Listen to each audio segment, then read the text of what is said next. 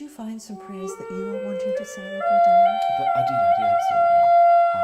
And I love the invocation to sort of, or the invitation to memorise things. Terrific. Well, greetings and welcome to the Universal Heart Book Club.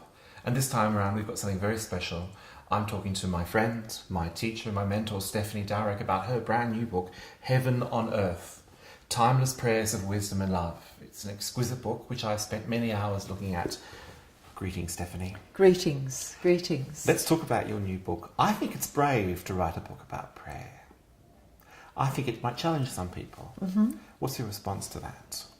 I hope it will challenge some people, particularly about their preconceptions of prayer, because for many people, prayer is something that they outgrew or never knew, yes. Isn't it? Absolutely. And so the chance for me to really support people to rediscover prayer and to rediscover the power of prayer was really...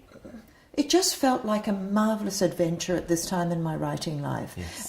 And really growing out of my personal experience, because prayer itself is our teacher of prayer. Yes. You know, yes. Once we find a way to pray, or find a number of ways to pray, prayer itself is our teacher. And prayer has been such a tender and strengthening teacher for me. And I really wanted to share that. Yeah.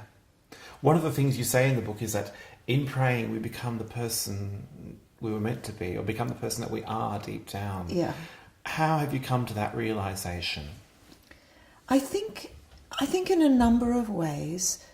First, through the inspiration that the words actually bring us. And to a very great extent, prayer begins at the end of the words.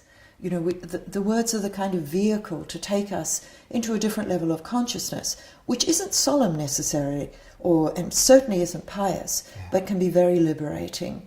And then that brings us to a different sense of ourselves, a different sense of our connection to our inner life, to our soul life, but also to a profoundly different sense of our connection with other beings, and perhaps in many cases, and certainly in my story, also to the divine, but again in a liberating way and not in a restrictive way.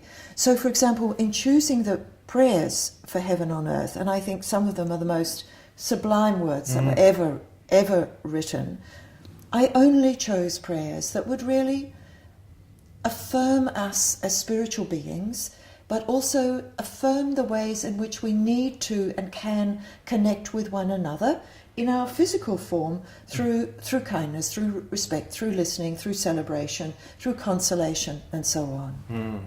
One of the qualities you talk about in the book is that of celebrating the joy of other people. Yes. And the fact that prayer can connect you with people. It's not just about solipsism. It's not just about personal reflection. It is actually something that can create community.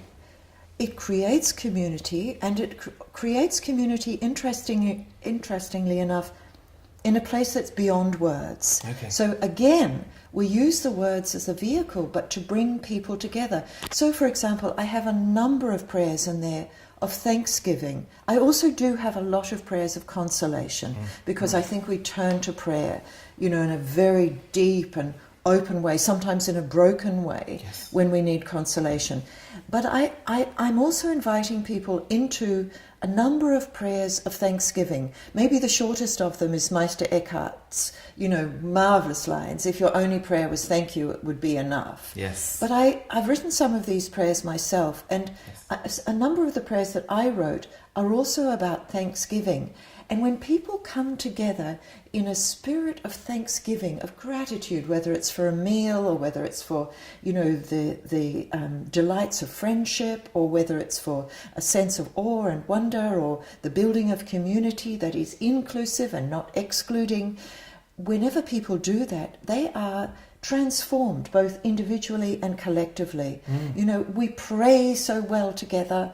We pray so well alone. You know, there's no better or worse here. They're different experiences. One of the things I love about the book, and the book, as well as your beautiful exegesis really on prayer, it's then filled with exquisite passages and suggested prayers from the great masters and from yourself. But one of the things you're constantly telling us to do is to somehow make the prayers part of our life by committing them to memory, by constant use, by writing them down. And that really struck a chord with me. Yeah. I'm glad it did. I'm glad it did, because I'm wanting people to embody them so that the prayer itself is not something separate from us, and the prayers that we love most can so easily become us, and we can become them. You know, there's also those marvellous lines from Angelus Silesius, you know, who was a 17th century Christian mystic, who really says that we become what we bow down to. And, you know, I think there's a message of caution there, because we really need, and this was very much the message of forgiveness and other acts of love, we need to pay attention to what we're paying attention to. Yes. And, you know, in that way, we can begin to see that prayer, like meditation, but differently also, is highly refining. It refines our view, and it also, and this is one of the things I love about prayer, it gives us back a sense of proportion. It lets us know what really matters and what really doesn't. Yes. You know, so much is not worth a fuss, and so much is worth even deeper and more loving and more vibrant attention. So it gives us back that real sense of proportion, and it also gives us back a sense of ourselves and our strengths, so that we can feel far less hopeless, even in, you know, dramatically bewildering situations. Another of the things that struck me was you talked about allowing ourselves to be inspired, in that we live in a time when we don't actually step back and reflect on beautiful words or beautiful feelings. And I think there is a real lack of true inspiration in our culture. You do think prayer helps us to be re-inspired, don't you? I think prayer itself is inspiring. Yeah. And I think a prayer practice brings that quality of inspiration into everything you do. Because, you know, obviously the goal is not to have, you know, a prayer life and a life. The goal is to have a life that is informed by and delighted by and shaped by and consoled by prayer. Which is why, you know, I wanted to bring such a variety of voices and philosophies, although there's also a real continuity. Yes. Because I think that the prayers that I have chosen, and I've chosen them over years, and, you know, with great concern for our individual and collective well-being. And I think that the continuity really comes from this very simple idea that each of us could live a life that is more loving.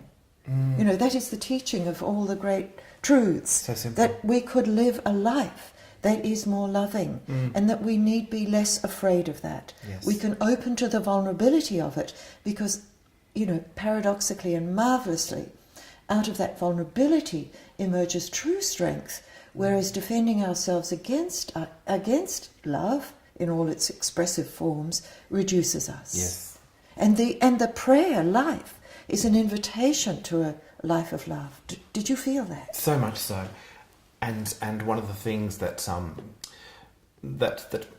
made me feel warm was the sense of blessing, because blessing is a prayer as well, and it's again something we don't do anymore. The old blessing over a meal or blessing a loved one as they travel. Yes.